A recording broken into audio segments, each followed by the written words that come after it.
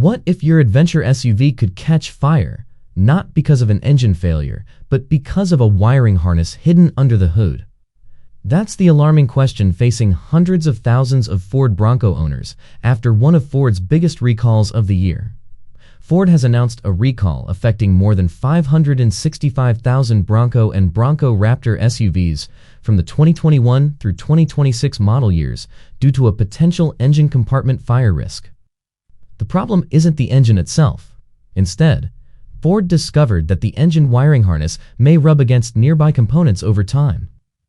If the protective covering wears through, exposed wires could create a short circuit, producing smoke or even flames inside the engine bay.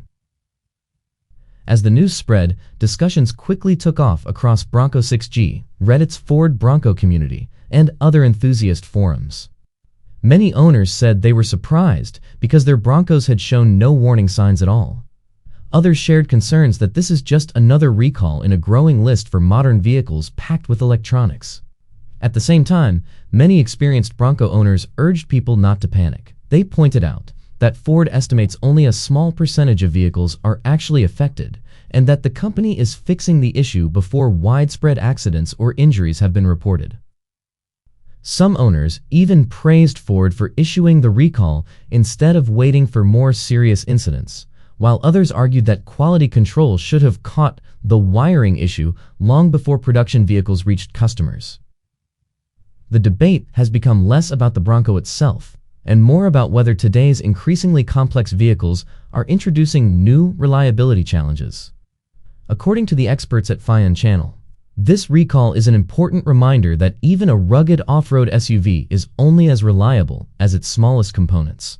A wiring harness may seem insignificant, but when electrical systems are involved, a minor abrasion can become a major safety concern. The encouraging news is that Ford already has a repair solution, and there have been no reported crashes or injuries linked to this defect.